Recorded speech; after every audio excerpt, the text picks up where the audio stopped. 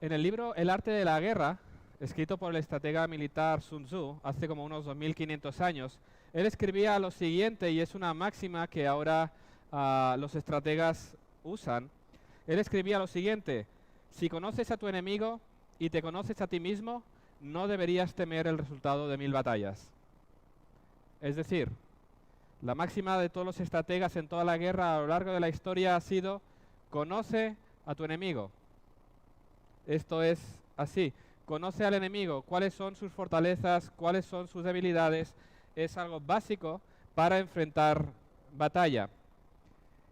Y de alguna manera esto es lo que vamos viendo en la medida que vamos desarrollando el libro de Apocalipsis, cómo Juan está haciendo precisamente esto al mostrarnos quién es nuestro enemigo, y en el texto como el que vamos a ver hoy, de qué manera nuestro enemigo va a presentar batalla contra nosotros, porque esta es la realidad en la que viven los cristianos. Estamos en una guerra, y no una guerra militar como la que está sucediendo hoy día, tanto en Rusia, Ucrania, como en muchas otras partes del mundo, sino es una guerra en un ámbito espiritual. Esa guerra de Satanás contra la simiente de la mujer. Lo vimos hace un par de semanas, esa pelea de la serpiente antigua, Satanás, procurando la muerte de la descendencia de Eva, porque él sabía, como Dios había prometido, que de la simiente de Eva vendría el Salvador, que aplastaría su cabeza. Por lo tanto, desde el mismo momento, Satanás ha llevado a cabo una batalla por intentar destruir a la simiente de la mujer, porque en ello le iba la vida. Pero como vimos hace un par de semanas, el enemigo fracasó vez tras vez, cada vez que quería destruir a la simiente de la mujer, cada vez que quería destruir a uno de los descendientes de Eva, ya fuera Set, Noé o cualquiera otro, fracasó vez tras vez hasta ese fracaso mayúsculo, que es el momento en que el Hijo de Dios vino a encarnarse a este mundo y nació allá en Belén. Aquel día esa derrota ya fue sellada en cierta manera, porque el Hijo de Dios, aquel que Satanás había empleado siglos por intentar destruir, llegó a nacer. Y no solamente nació, sino que murió en la cruz para perdón de nuestros pecados, para vencer al enemigo nuestro, que es el pecado y la muerte, resucitando al tercer día, ascendiendo al cielo, y ahí está gobernando. Y Satanás fracasó en esa lucha. ¿Y hacia dónde dirigió ahora? Vimos al final del capítulo 12 su mirada. Él no pudo con el Hijo, ahora se va a enfrentar y está persiguiendo a la mujer, es decir, como vimos, la iglesia de Dios, el pueblo de Dios. Toda su ira va a ser enfocada, derramada contra la iglesia de Dios. Eso lo estuvimos viendo hace un par de semanas. El enemigo sabe que está derrotado, sabe que le queda poco tiempo, pero es tan malvado que va a intentar hacer tanto mal como pueda en este tiempo. Y ese es el momento en el que nos encontramos. Entre la primera venida de Jesús y la segunda, cuando todo será consumado, el enemigo pelea contra la iglesia procurando su destrucción. Pero vimos la buena noticia al terminar el capítulo 12, que Dios sigue preservando a su iglesia, a su pueblo, de los ataques del maligno. Y seguimos en esta revelación en Apocalipsis, y vamos a ver al leer el capítulo 13 cómo se introducen dos personajes nuevos, dos personajes más en este drama que nos lleva del capítulo 12 al capítulo 14. Dos bestias, los medios que el dragón va a usar para destruir a la iglesia. Vamos a conocer de qué manera el enemigo va a plantar guerra contra nosotros, su iglesia. Y como decía al principio, conocer a nuestro enemigo es fundamental, y Juan nos los va a desenmascarar y nos va a mostrar realmente qué es lo que hay. Vamos a Apocalipsis capítulo 13, leemos así. Me paré sobre la arena del mar y vi subir del mar una bestia que tenía 7 cabezas y 10 cuernos, y en sus cuernos 10 diademas, y sobre sus cabezas un nombre blasfemo. Y la bestia que vi era semejante a un leopardo, y sus pies como de oso, y su boca como boca de león. Y el dragón le dio su poder y su trono y grande autoridad. Vi una de sus cabezas como herida de muerte, pero su herida mortal fue sanada, y se maravilló toda la tierra en pos de la bestia. Y adoraron al dragón que había dado autoridad a la bestia, y adoraron a la bestia diciendo: ¿quién como la bestia, y quién podrá luchar contra ella? También se le dio boca que hablaba grandes cosas y blasfemias, y se le dio autoridad para actuar 42 meses. Y abrió su boca en blasfemias contra Dios, para blasfemar de su nombre, de su tabernáculo y de los que moran en el cielo. Y se le permitió hacer guerra contra los santos y vencerlos. También se le dio autoridad sobre toda tribu, pueblo, lengua y nación. Y la adoraron todos los moradores de la tierra cuyos nombres no estaban escritos en el libro de la vida del Cordero que fue inmolado desde el principio del mundo. Si alguno tiene oído, oiga. Si alguno lleva en cautividad, va en cautividad. Si alguno mata a espada debe ser muerto. Aquí está la paciencia y la fe de los santos. Después vi otra bestia que subía de la tierra, y tenía 2 cuernos semejantes a los de un cordero, pero hablaba como dragón. Y ejerce toda la autoridad de la primera bestia en presencia de ella, y hace que la tierra y los moradores de ella adoren a la primera bestia, cuya herida mortal fue sanada. También hace grandes señales, de tal manera que aún hace descender fuego del cielo a la tierra delante de los hombres, y engaña a los moradores de la tierra con las señales que se le ha permitido hacer en presencia de la bestia, mandando a los moradores de la tierra que le hagan imagen a la bestia que tiene la herida de espada, y vivió. Y se le permitió infundir aliento a la imagen de la bestia, para que la imagen hablase e hiciese matar a todo el que no la adorase. Y hacía que a todos, pequeños y grandes, ricos y pobres, libres y esclavos, se les pusiese una marca en la mano derecha o en la frente, y que ninguno pudiese comprar ni vender, sino el que tuviese la marca o el nombre de la bestia o el número de su nombre. Aquí hay sabiduría. El que tiene entendimiento cuente el número de la bestia, pues es número de hombre, y su número es 666. Apasionante, ¿eh? La bestia, la marca de la bestia, el 666. Es un libro que ha despertado la imaginación, la curiosidad de tantos a lo largo de la historia. Vamos hoy a considerar qué son estos elementos y vamos a interpretarlos no en base a nuestra imaginación, no en base a aquello que muchos han querido escribir, tantas películas que se han hecho sobre estos elementos, sino vamos a tomar este texto y, como todo en la escritura, vamos a interpretarlo en su contexto para ver realmente lo que esto significa. Y como decía al principio, lo que vemos en este capítulo 13 son los medios que el dragón va a usar para pelear contra la iglesia y de qué manera esto va a ser evidente. Y vamos a interpretar, como decía, todo esto a la luz de su contexto inmediato y también de su contexto del Antiguo Testamento para poder entenderlo. Viendo este capítulo 13 vemos que aparecen 2 personajes. Una bestia que sube del mar, una bestia que viene de la tierra, y vamos a considerar cada una de ellas. Empezamos por la primera, la bestia que sube del mar. Aunque la Reina Valera del 60 leemos, me paré sobre la arena del mar, como que el sujeto fuera Juan, literalmente el sujeto de esta frase es el dragón. Por eso en la Biblia de las Américas habréis leído, el que la tenga, que el dragón se paró a la orilla del mar y de allí convocó a esta bestia. La palabra dragón no está en el original, pero el sentido original es que el sujeto es el dragón el que se para en la orilla y llama a esa bestia que surge del mar. Y esa escena nosotros quizás no podemos llegar a contemplar lo horrible que podría ser a la vista de Juan. Para entender lo que eso significaría, hay que recordar qué significa o qué simboliza el mar para el judío del primer siglo. El mar es símbolo de caos, de desorden, de algo peligroso, ¿sí? Entonces, una bestia horrible que va surgiendo poco a poco de el lugar del caos, os podéis imaginar que es una imagen terrorífica para el que le está mirando. Una bestia horrible sale del caos y viene, y Juan la está contemplando. La escena es realmente aterradora. Y quiero que veamos una cosa. ¿Os habéis dado cuenta que esta bestia horrible que sale del mar es semejante al dragón? El dragón es descrito en el capítulo 12 como aquel que tenía 7 cabezas y 10 cuernos. Esa bestia que sale del mar es como el dragón. Lo primero que salta a la vista cuando contemplamos esa bestia que sale del mar es precisamente su similitud, la similitud entre la bestia y el dragón. Es decir, el dragón está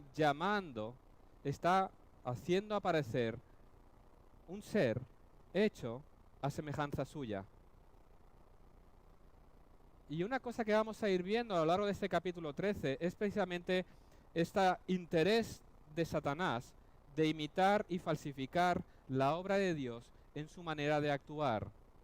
Porque de la misma manera que Cristo es la misma imagen del Padre, aquí tenemos una bestia que es la misma imagen que el dragón. Aquí vemos cómo el dragón, Satanás, es un imitador y un falsificador de la obra de Dios. Porque Dios lleva a cabo su obra en esta tierra a través de su Hijo. El dragón, Satanás, va a actuar en este mundo y llevar a cabo sus planes maléficos a través de la bestia, que es su misma imagen. Ahora, ¿qué representa esta bestia? Para entenderlo, una vez más debemos ir al Antiguo Testamento, concretamente a Daniel capítulo 7. Allí vemos al profeta teniendo una visión. Si os acordáis, ¿qué vio Daniel en una visión? 4 bestias. La primera era como un león. La segunda era semejante a un oso. La tercera era semejante a un leopardo. La cuarta no se describe su parecer como animal, pero sí se habla de su violencia y su poder, y de alguna manera representaba otro imperio. Estas bestias en la visión de Daniel, como muchos eruditos y comentaristas bíblicos han expresado, y sobre todo cuando lo entiendes, esa visión de Daniel 7, a la luz de todo el contexto del libro de Daniel, se entiende que estas 4 bestias representan 4 imperios. El león representaba el poder del imperio babilónico, el oso representaba la ferocidad y la fuerza del imperio medo-persa, el leopardo en su agilidad representaba a Grecia, y la última bestia, sin descripción física de parecer de animal, pero con esa violencia y esa fuerza, simbolizaba al imperio romano. Esas son las 4 bestias que Daniel vio en una visión que representan 4 grandes imperios. Pero ahora, si os fijáis, esta bestia de Juan es una bestia que combina los elementos de las bestias de Daniel. ¿Qué significa esto? Esto significa que esta bestia que sale del mar no simboliza un imperio o gobierno más, sino el principio que hay detrás de todo imperio y poder a lo largo de toda la escritura que se opone a Cristo. ¿Sí? Esta bestia combina los elementos de todas en una, porque esta bestia simboliza el principio que ha operado a lo largo de toda la historia. Todos los poderes y gobiernos que a lo largo de la historia en todo el mundo han perseguido a la iglesia y han procurado su destrucción. Esa es la bestia que vemos salir del mar. Por supuesto que en el primer siglo, para Juan, esta bestia sería Roma, el imperio romano, que peleaba contra los santos, el imperio que se había arrogado toda autoridad, el imperio que demandaba toda lealtad, incluso el imperio que exigía la adoración a los emperadores, a los César, como si fueran Dios. Para el creyente del primer siglo, ese principio estaría operando a través de Roma. El imperio es la bestia que puso todo su empeño en destruir a la iglesia. Lo hemos ido viendo cuando hemos ido estudiando las 7 cartas a las 7 iglesias. Y cuando estudiamos el contexto en el que ellos vivieron, podemos ver esa realidad, como no solamente el imperio, sino la figura de Nerón fue una figura realmente crucial. Nerón no solamente culpó a los cristianos de haber quemado Roma, sacándose las culpas él, y provocando una persecución masiva contra los cristianos, sino que promulgó un edicto contra los cristianos. Y es curioso que después de la muerte de Nerón, se suicidó, los siguientes emperadores empezaron a quitar edictos que Nerón había promulgado, pero este edicto no se quitó. La persecución contra los cristianos hasta los límites del imperio seguía vigente, y por eso vemos cómo los siguientes emperadores continuó esa persecución clara y masiva contra la iglesia de Cristo. Así fue en la historia posterior. Fue Nerón, Domiciano y todos los emperadores persiguieron a la iglesia y procuraron destruirla. Ahí vemos, como vimos en las cartas, a los creyentes del primer siglo sufriendo persecución, quedándose sin trabajos, no solamente tenían miedo, sino que eran perseguidos, eran torturados, eran asesinados, eran empalados, encendidos, a manera cada una más cruel que la otra, todo porque no se querían rendir ante el imperio. No podían proclamar la lealtad que el emperador demandaba, que el imperio demandaba, porque para el cristiano, Cristo es el Señor. Y como no se rendían a esta bestia, sufrieron las consecuencias de todo ello. Como decía, este principio operaba en el primer siglo a través de Roma. Pero es un principio que opera en todos los siglos y en todo el mundo, como decía antes. Podemos estudiar la historia y ver evidencias de cómo esta bestia ha actuado a lo largo de la historia. Las más recientes, podemos pensar en China. En China hoy hay una persecución masiva contra los cristianos que se ha vuelto a agravar, recordando los tiempos de Mao Zedong, cuyo deseo fue erradicar el cristianismo. O podemos recordar la Rumanía de Ceausescu. Este hombre se había propuesto eliminar el cristianismo de Rumanía. Fue tal la actitud de este hombre y su deseo de eliminar el cristianismo que el día en que fue muerto, curiosamente un 25 de diciembre, el día que fue muerto, el locutor que dio la noticia dijo: el anticristo ha muerto. Así que nos podemos dar una idea de cómo la bestia estaba llevando a cabo su obra a través del poder de Rumanía, de Ceausescu y los suyos en concreto, para atacar a la iglesia. Y como estos, ¿cuántos más imperios, gobernadores, poderes a lo largo de la historia han procurado destruir la iglesia de Cristo?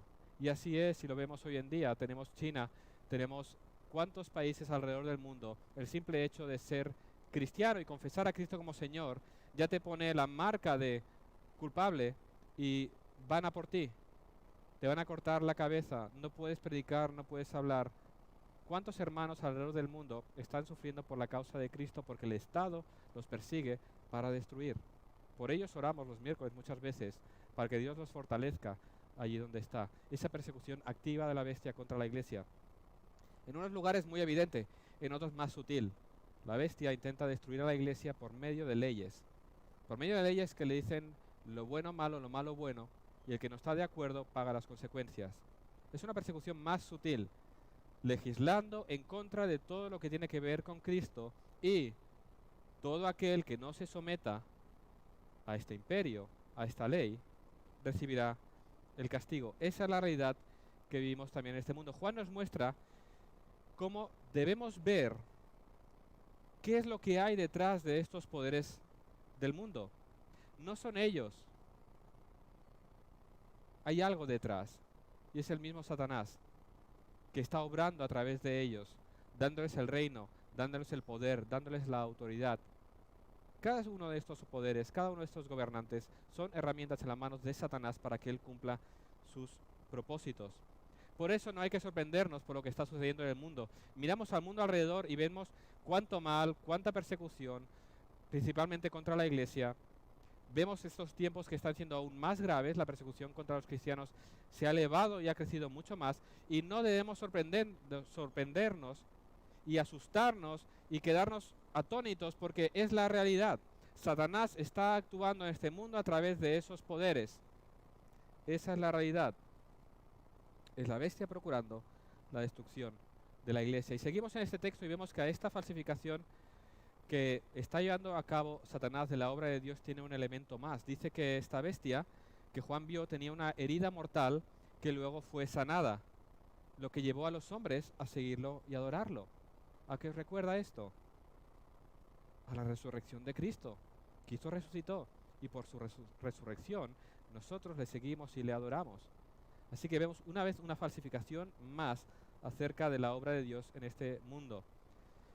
Algunos comentaristas bíblicos toman este hecho y nos muestran cómo de alguna manera esto fue experimentado por los cristianos del primer siglo.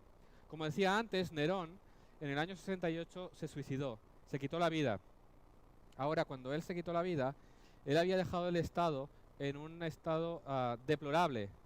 El imperio había quedado tan afectado económicamente, socialmente, había quedado tan mal que parecía que iba a colapsar, parecía que el Imperio Romano iba a dejar de ser. Fueron unos años de inestabilidad muy grandes para el imperio, pero el imperio fue restaurado, fue reavivado, y los siguientes emperadores volvieron a traer la gloria a Roma y la persecución anticristiana volvió a revivir. ¿Veis esta similitud?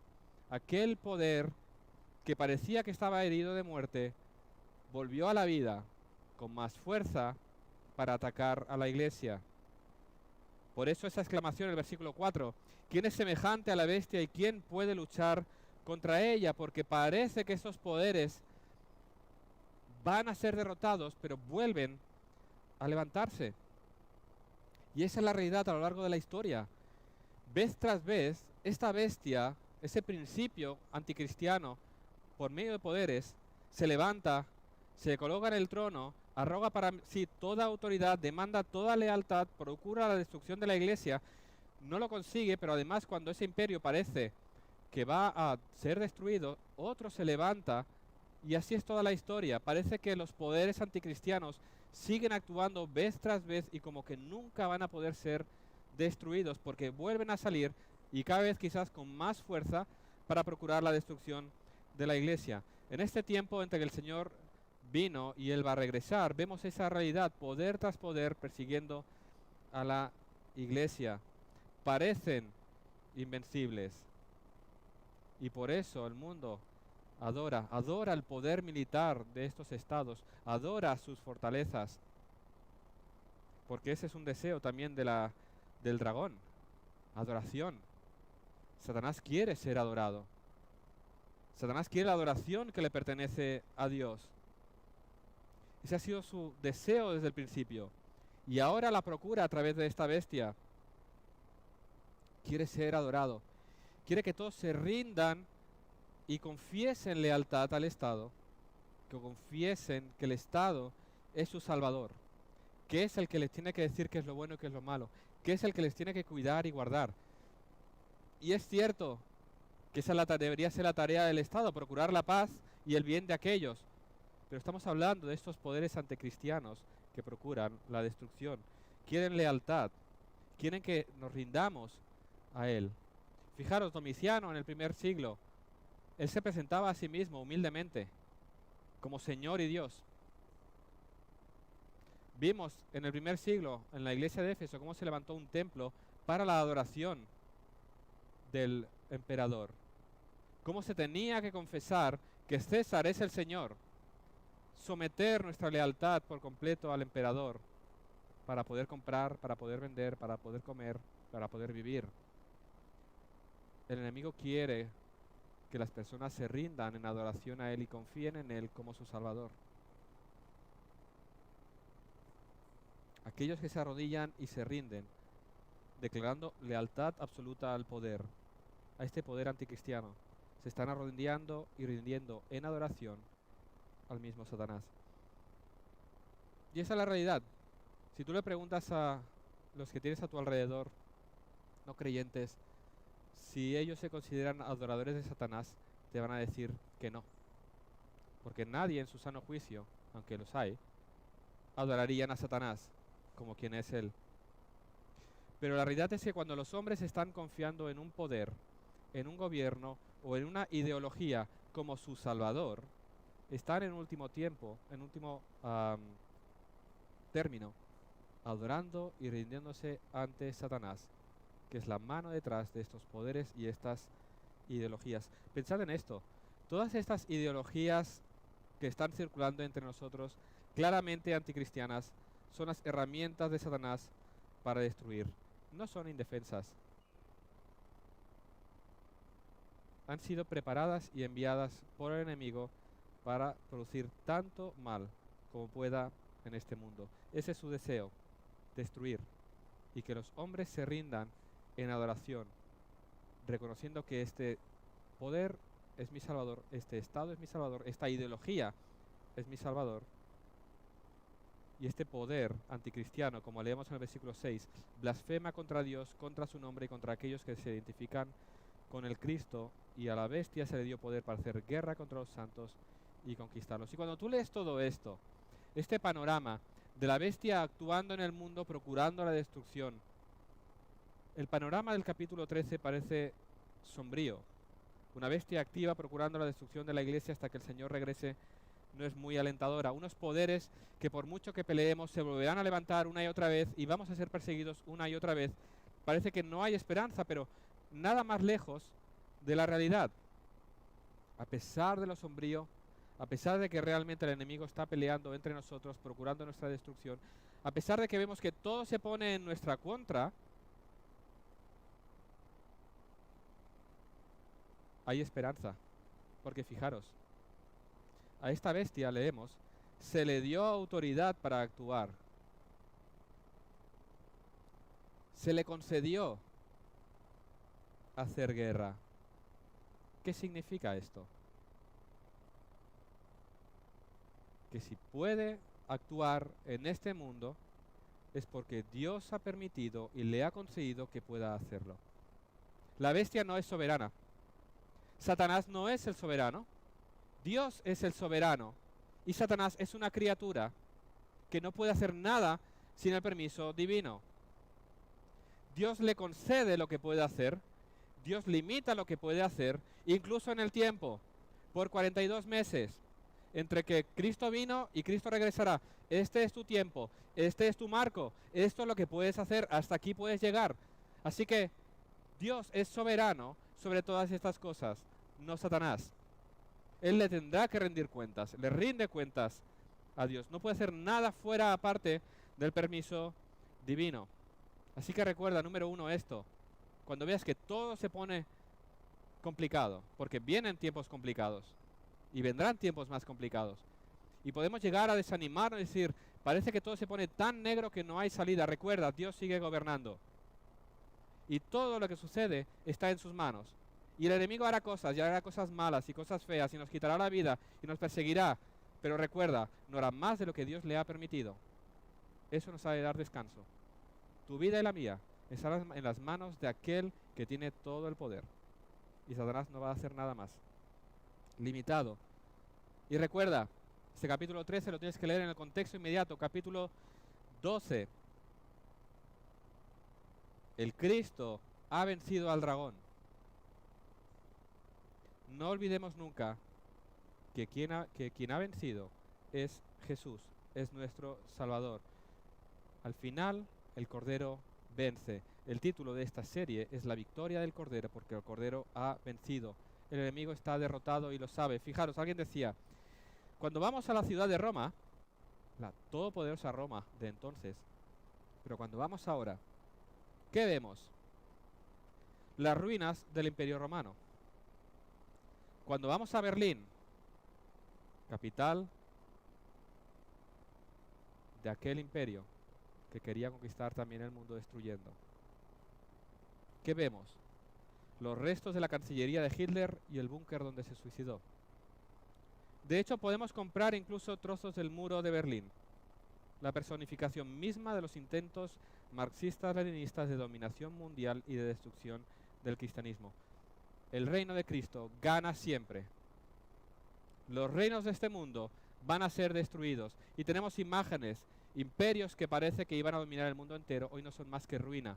En cambio, el reino de Dios sigue creciendo hasta que se consuma al final de los tiempos y se establezca definitivamente.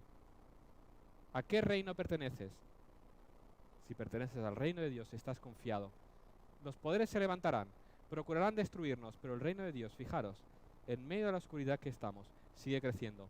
En medio de la persecución de China, la iglesia sigue creciendo. En medio de la persecución en Siria, la iglesia sigue creciendo. En la persecución, la iglesia crece.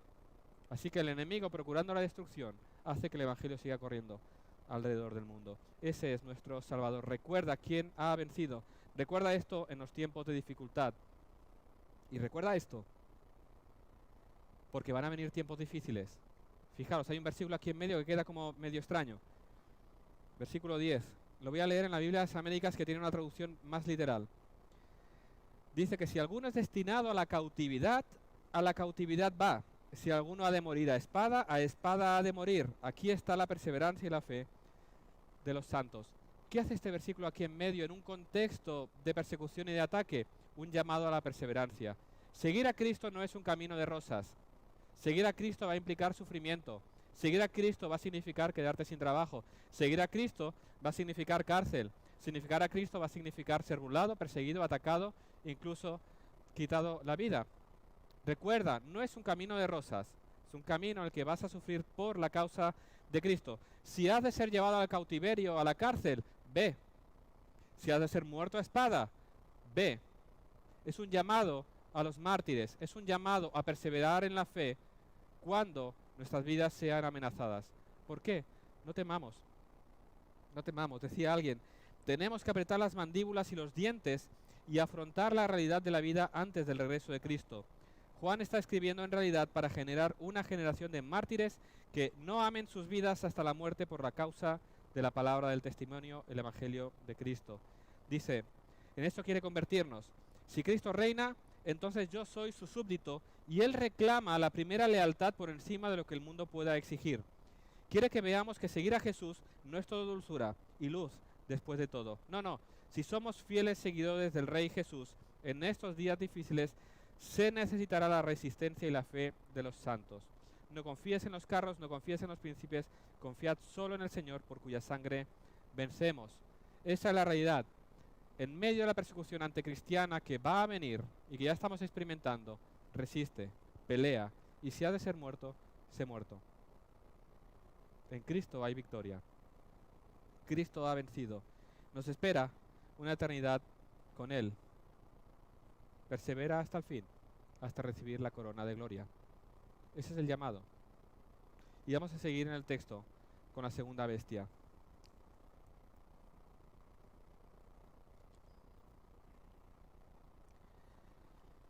Nos encontramos en este texto una segunda bestia que sube de la tierra. Esta bestia más adelante se la denomina el falso profeta.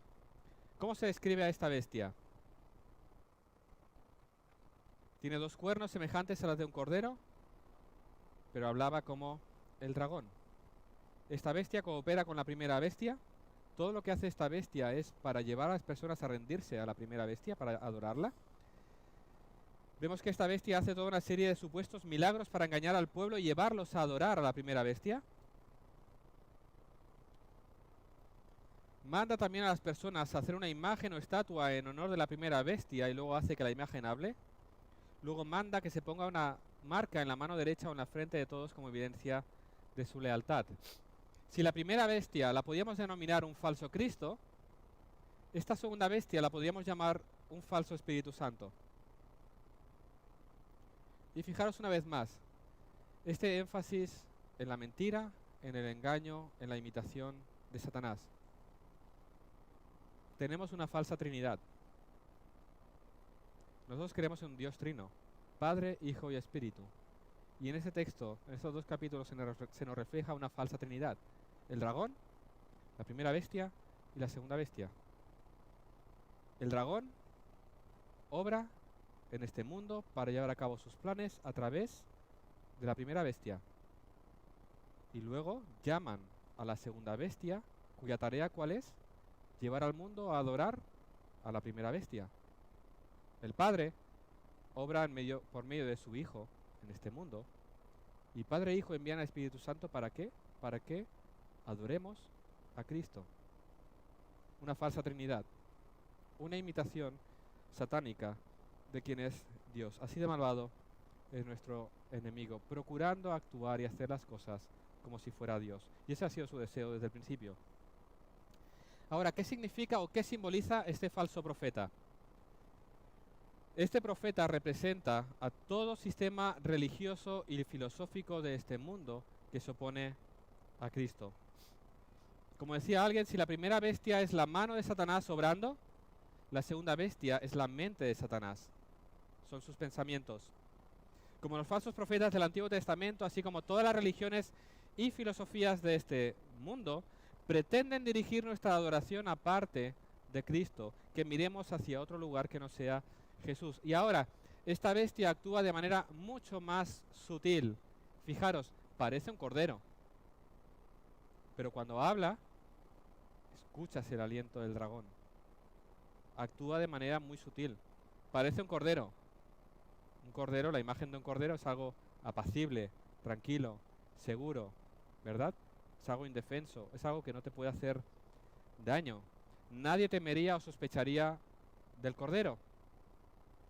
Pero cuando este cordero abre su boca, la voz que escuchas es el dragón. Porque tiene apariencia de cordero, pero su esencia es de dragón. Y fijaos cómo funciona esto. Un breve ejemplo. Hay muchos, pero he tomado uno. ¿Hay algún problema en que un cristiano haga yoga?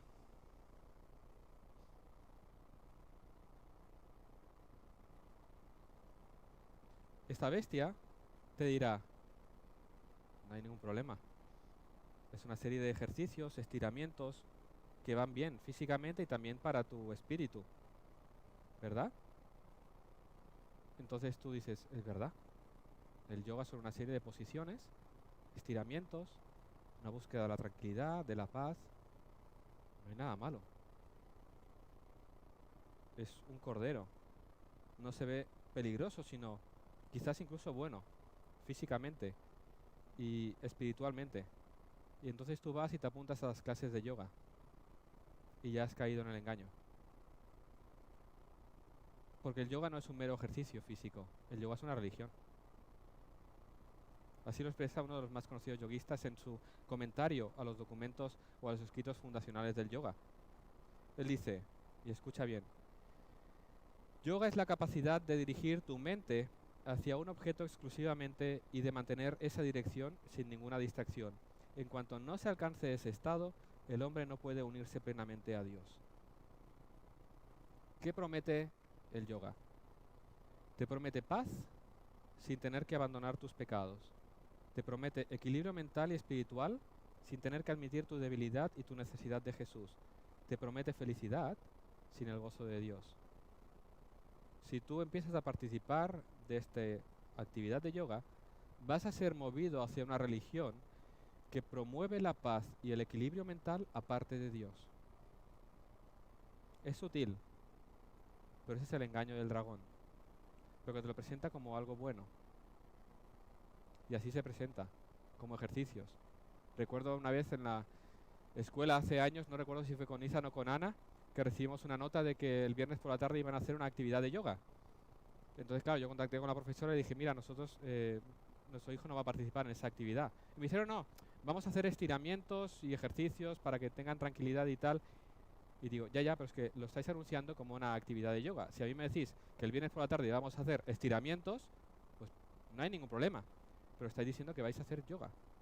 Es muy sutil, pero la falsa religión, el falso profeta, trabaja así, con algo que aparentemente no es peligroso, pero te va a engañar. Recuerda, el falso profeta es la bestia que Satanás va a usar para engañarnos. Y Satanás es mentiroso, es padre mentira y se disfraza como ángel de luz para engañar a las personas. Es un mentiroso desde el principio. Engañó a Eva y sigue engañando hoy. Por eso es fundamental ejercer el discernimiento. Mateo 7, 15, 16, Jesús nos advirtió, guardaos de los falsos profetas que vienen a vosotros con vestidos de ovejas, pero por dentro son lobos rapaces, por sus frutos los conoceréis. Hoy se disfraza de muchas otras maneras y hay que ejercer discernimiento para ir a lo profundo. Aquel sistema religioso, aquella novedad religiosa, aquello que se te presenta, aquello que se te predica, mira qué hay dentro.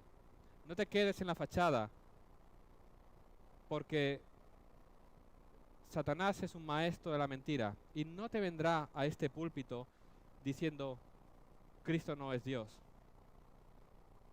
Pero ¿cómo actúa esta bestia en muchos púlpitos hoy en día? Te dicen que no hay que ser tan fundamentalistas, decir que tenemos la verdad y que el resto están equivocados, que hay que procurar el ecumenismo, que buscar las cosas que nos unen y descartar las cosas que nos separan. Hay que procurar la unidad en aquello que creemos igual. Hay que procurar esa unidad descartando el fundamento. Pero bueno, eso no importa. Lo importante es que nadie puede pretender tener la verdad. Se enseña hoy que Dios es un Dios de amor, no el Dios airado del Antiguo Testamento. Es un Dios que no castiga, sino que te ama y que hace todo lo posible para que tú le aceptes. Se enseña que hay muchas maneras de vivir el cristianismo, que lo más importante es el amor, la tolerancia, ser aceptados por el mundo, que hay nuevas maneras de amar, que hay nuevos tipos de familia, que Dios es un Dios de amor y Dios, si hay amor, Él lo acepta. Se enseña que la Biblia ha quedado anticuada y que hay que adaptarla a los nuevos tiempos más complejos y abiertos. Y es así. Se paran en un púlpito y te dicen, la Biblia es un documento muy antiguo, los tiempos han cambiado, y tú dices, es verdad, los tiempos han cambiado. Claro, en ese tiempo no existía todo lo que hay ahora. Y entonces empiezan a plantear dudas sobre la escritura. Y fijaros, esa es la misma mentira de Génesis 3.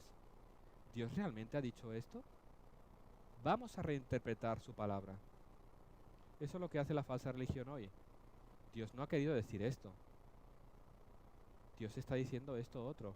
Y se usa la palabra y se tergiversa para predicar la mentira. Así actúa el falso profeta. No solamente por medio de todas las filosofías y religiones de este mundo que ya consideramos mentiras, sino introduciendo su mentira a través de púlpitos evangélicos para que sean diseminados y seamos apartados de la verdad. Por eso hay que ejercer discernimiento. Toda doctrina y toda enseñanza que no nos lleve a postrarnos delante de Cristo, a reconocerlo como Señor y Salvador y procurar la santidad en base a lo que Dios ha revelado en su palabra, puedes rechazarlo de plano, por muy bonito que se te presente. Hay que ejercer mucho discernimiento, porque el enemigo va a hacer todo lo posible para engañar.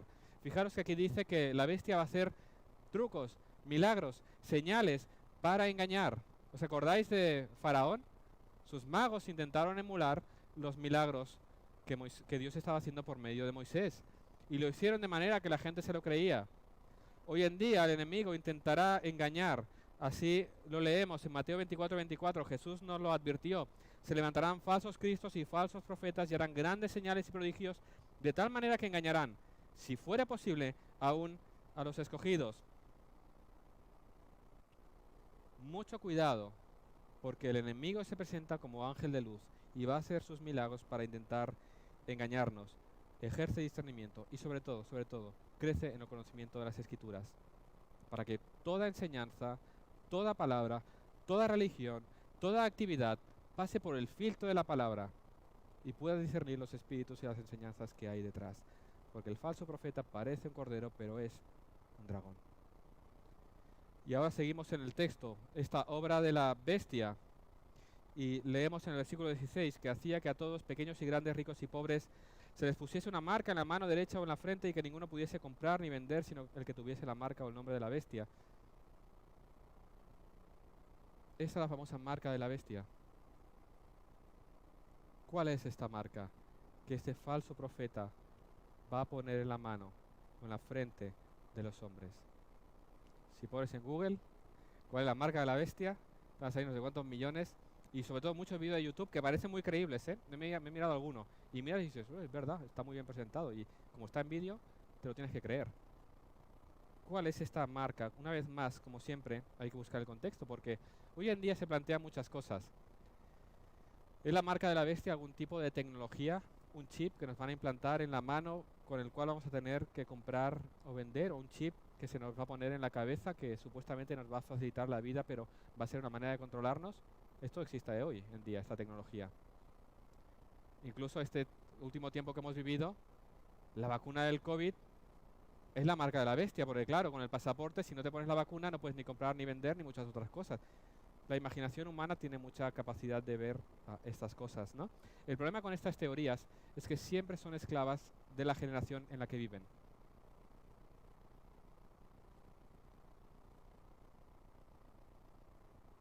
Por lo tanto, vamos a interpretarlo en base a su contexto, porque hay una cosa que es cierta.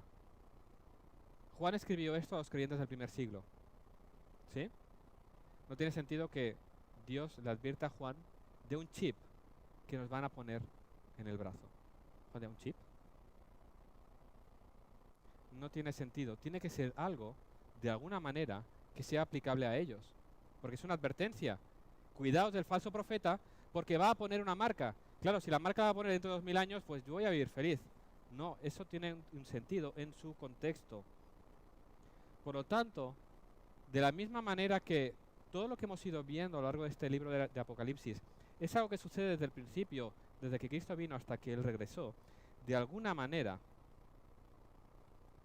esta marca ha estado desde ese momento hasta el fin. Es decir, en todo momento en que esta bestia segunda ha estado actuando, esta marca ha estado. ¿Lo veis? Si la tarea de esta bestia es marcar a estos para que puedan comprar y vender, es que en cada generación donde la bestia ha estado operando, esta marca tenía que estar. Ahora, una vez más, para entender un poco más, ¿cuál es el sentido? ¿Para qué sirve una marca? Se marcaba el ganado, ¿verdad? Incluso en aquella época se marcaba a los esclavos. ¿Qué significa una marca? Propiedad, pertenencia. Yo marco mi ganado con mi marca, este ganado es mío, me pertenece. Ese esclavo es mío, me pertenece. La marca significa propiedad. Por lo tanto, esta marca que la bestia coloca sobre estos hombres indica propiedad, indica que le pertenecen a él. Otra herramienta más. No es la primera vez que escuchamos de una marca o de un sello. ¿Os acordáis? Anteriormente en este libro de Apocalipsis, capítulo 7, Dios sellando a los 144.000. Dios colocando un sello en aquellos que le pertenecen, a sus hijos. Y cuando estudiamos ese texto, si os acordáis, nos fuimos aún más atrás, a los tiempos de Ezequiel, cuando Dios iba a juzgar al pueblo, pero antes dijo, espera, vamos a marcar a aquellos que se han mantenido fieles para que cuando el ángel vaya a destruir, los que están sellados, es decir, los que me pertenecen, sean librados de ese juicio. Es decir, el sello indica propiedad. Por lo tanto, los hijos de Dios están marcados por el sello de Dios, por el nombre de Cristo en nuestras frentes. Así leemos más adelante, Apocalipsis 14:11. Después miré y aquí el Cordero estaba en pie sobre el monte de Sión y con él 144.000 que tenían el nombre de él y el de su padre escrito en la frente. Este sello en la frente de los creyentes indica propiedad. Por lo tanto, la marca de la bestia es el sello que tienen ya los incrédulos porque le pertenecen a Satanás. ¿Sí? Así que no hay que temer por si me pondrán o no la marca. La realidad hoy es que los hijos de Dios están sellados porque le pertenecen a Dios. Y todos aquellos que no están en Cristo ya están marcados con la marca de la bestia porque le pertenecen a Satanás. Esa es la realidad del mundo. Hay solo dos tipos de personas: los que le pertenecen a Dios o los que les pertenecen al diablo.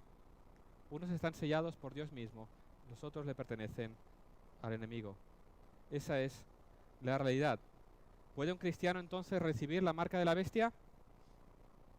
No, porque ya estamos sellados con el nombre de Cristo. Le pertenecemos a Dios. Así leemos en Apocalipsis 24. Vi tronos y se sentaron sobre ellos los que recibieron facultad de juzgar, y vi las almas de los decapitados por causa del testimonio de Jesús y por la palabra de Dios, los que no habían adorado a la bestia ni a su imagen, y que no recibieron la marca en sus frentes ni en sus manos, y vivieron y reinaron con Cristo 1000 años. Así que no hay que buscar en internet para ver cuál va a ser la marca de la bestia para que no me la pongan, porque la realidad es que si tú eres hijo de Dios ya estás marcado por él. Y es una realidad. Aquí dice que los que no son marcados no van a poder comprar ni vender. ¿Y os acordáis lo que vimos al hacer las cartas de las 7 iglesias? Aquellos que no se habían rendido a la adoración idolátrica, que no participaban de los cultos y religiones de los paganos, se quedaban sin trabajo. ¿Os acordáis? Porque ellos no querían decir César es el Señor. Ellos no querían participar de aquella comida del gremio en el que derramaban sangre en honor al Dios. Y por no rendirse a estos ídolos e identificarse con Cristo, por ser sellados con Cristo, ellos se quedaban sin trabajo, ellos no podían abrir negocios, Ellos, no, por tanto, no podían comprar porque estaban destinados a la pobreza. Por tanto, esa es una realidad. Aquellos que se identifican con Cristo no podían comprar, eran condenados a la pobreza. Ahora, ¿cómo se ve esto hoy? Bueno, si tomamos el principio de lo que a estos creyentes del primer siglo se les estaba quitando, eran derechos fundamentales, y así se ve en el día de hoy. A aquellos que se identifican con Cristo se le quitan derechos fundamentales. Aquellos que no nos rendimos a la bestia, que no juramos lealtad a estos ídolos, que no nos rendimos a las diferentes ideologías satánicas de este mundo, nos van a ir quitando derechos. Hoy en día ya nos han quitado el derecho a la libertad de expresión. Si yo digo lo que dice la Biblia acerca del matrimonio, voy a recibir consecuencias. Si yo digo lo que es un hombre y lo que es una mujer a la luz de las escrituras, voy a tener consecuencias. Nos están quitando, de alguna manera, toda una serie de derechos y muchas más cosas que van a venir. Esa es la realidad. Aquellos que no están marcados con la marca de la bestia, es decir, no se rinden y se someten a las diferentes ideologías satánicas de este mundo, van a ser recortados sus derechos y van a sufrir por causa de la identidad con Cristo. Esa es la realidad de la marca de la bestia.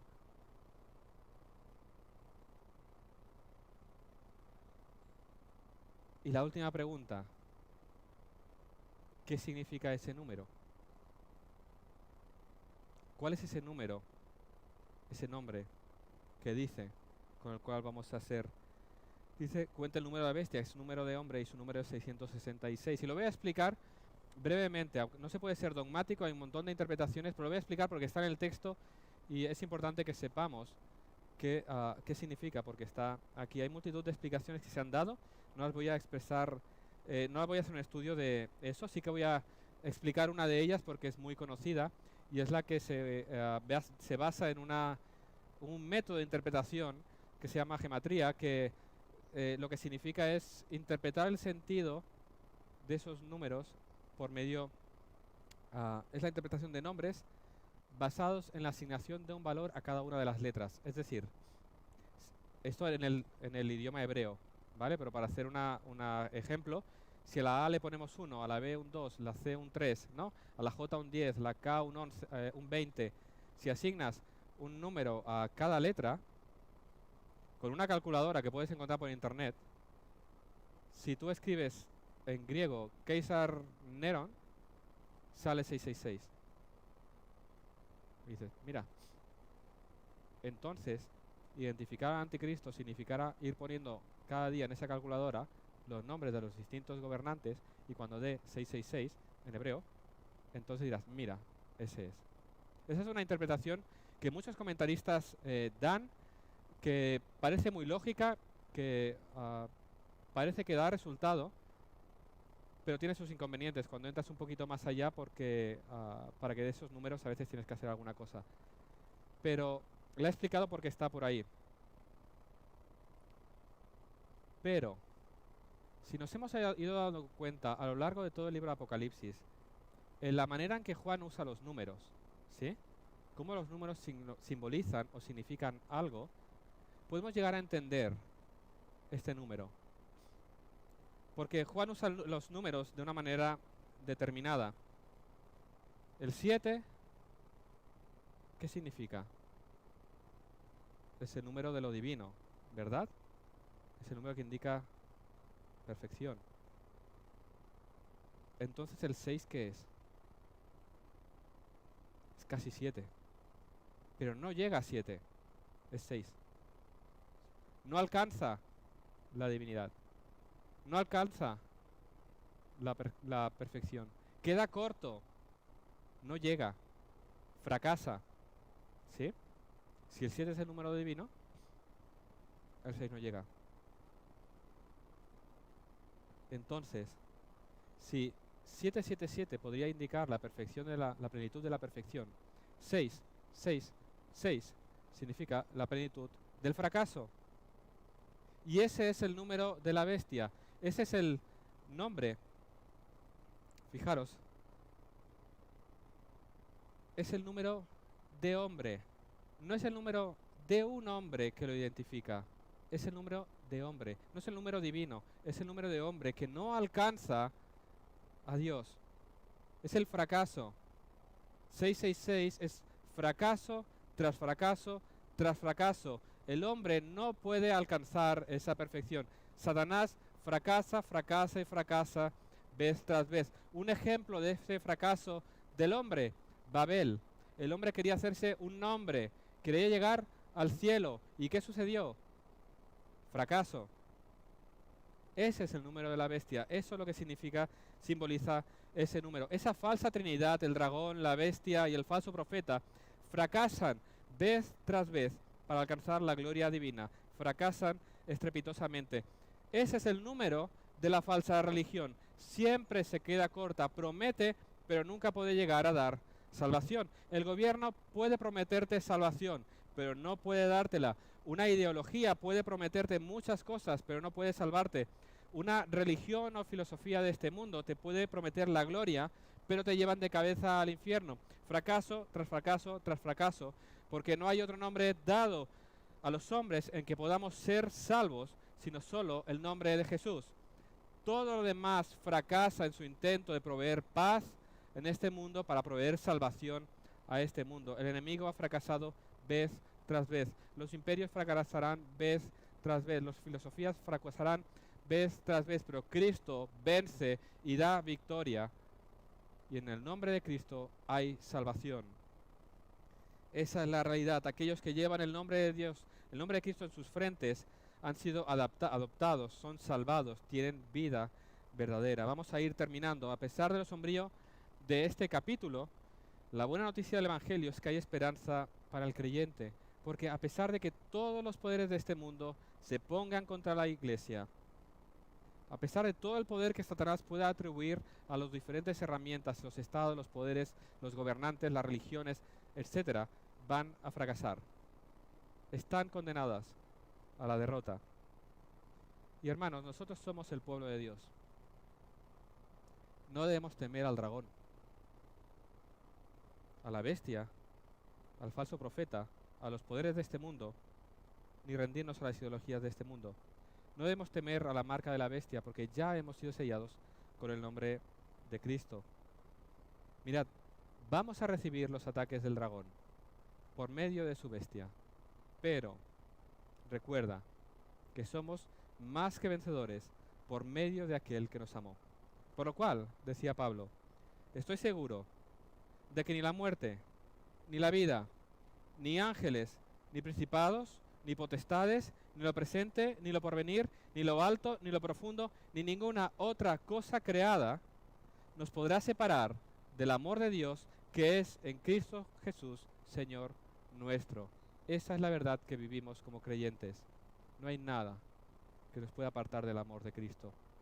No hay nada que pueda hacer todos los poderes de este mundo. Mi vida está segura en las manos de Cristo. No temas a aquel que lo único que puede hacer es destruir tu cuerpo. No le temas. ¿Qué es lo máximo que el dragón a través de su bestia puede hacer? ¿Quitarte la vida? En el mismo momento que te quite la vida, entras a la presencia de tu Salvador por toda la eternidad. No temas a aquel que solo puede destruir tu cuerpo. Eso nos ha de dar ánimo para llevar a cabo la misión. ¿Los poderes de este mundo son poderosos? Sí. ¿El enemigo se ve poderoso? ¿Se ve invencible? Sí. Pero eso es lo que parece. Están condenados a la derrota. Y tu vida y mi vida están seguras en Cristo. No lo olvides. Esta verdad nos ha de hacer valientes por la causa de Cristo. Nos ha de hacer valientes a llevar el Evangelio hasta lo último de la tierra. Porque Cristo está en nosotros y Él nos guarda. Recuerda que a Satanás se le ha quitado todo poder.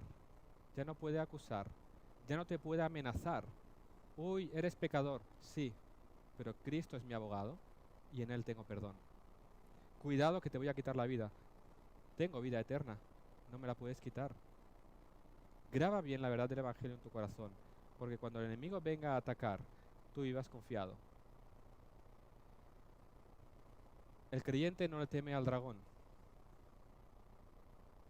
pero aquel que tiene la marca de la bestia, has de temer a este Cristo.